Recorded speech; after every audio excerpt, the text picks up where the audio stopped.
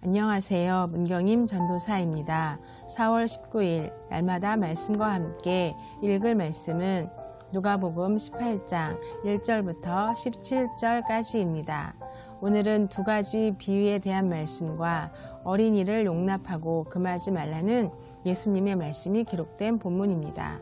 1절부터 8절까지는 항상 기도하고 낭망치 말아야 할 것에 대한 비유입니다. 9절부터 14절까지는 자기를 의롭다고 믿고 다른 사람을 멸시하는 자들에 대한 비유입니다. 15절부터 17절까지는 어린이를 금하지 말라는 예수님의 말씀입니다.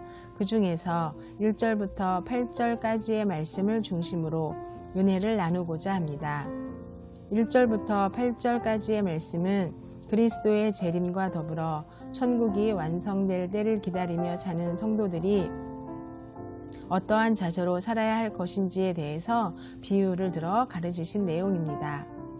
성도가 이 땅에 살면서 항상 기도하되 지치거나 낙심치 말 것을 가르치시기 위해서 이 비유를 들어 말씀해 주신 것입니다. 본문의 비유 말씀에는 두 사람이 등장합니다. 한 사람은 재판관이고 또 다른 사람은 과부입니다. 말씀에 기록하기를 재판관은 하나님을 두려워하지 않는 자입니다. 또한 그는 사람을 무시하는 자였습니다. 그는 당시 불의한 재판관들의 전형적인 모습을 보여주고 있습니다. 그들은 자신의 권력이 하나님께로부터 온 것임을 깨닫지 못했습니다. 법과 공의를 외면한 채 권력과 재물을 가진 자들에게는 아부하는 자였습니다.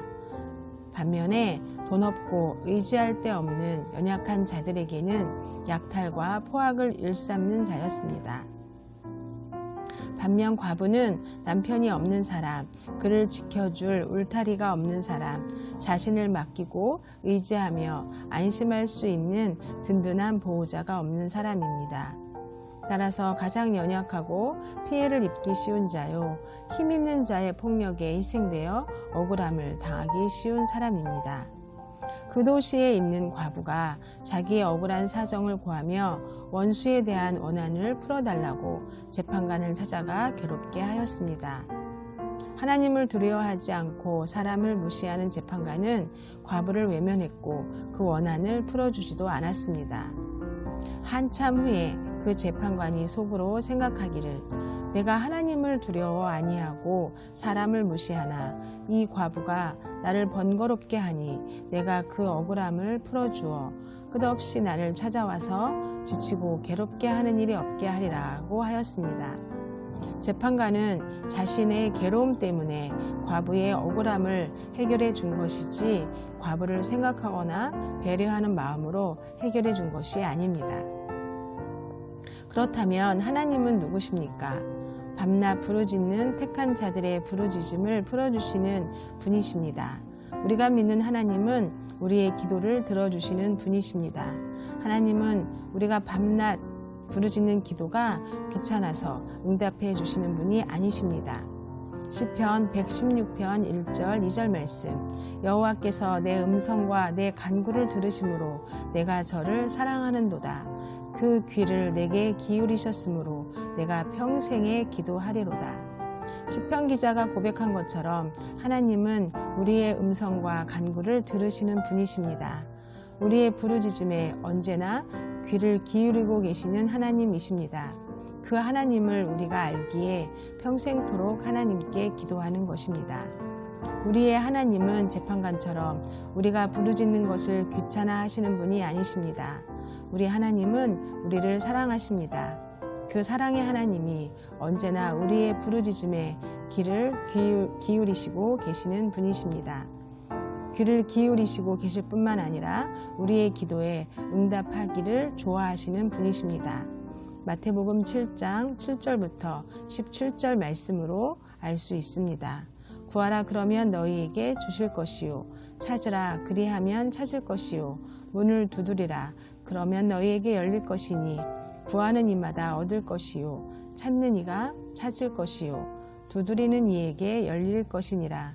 너희 중에 누가 아들이 떡을 달라 하면 돌을 주며 생선을 달라 하면 뱀을 줄 사람이 있겠느냐. 너희가 악한 자라도 좋은 것으로 자식에게 줄 줄 알거든. 하물며 하늘에 계신 너희 아버지께서 구하는 자에게 좋은 것으로 주시지 않겠느냐.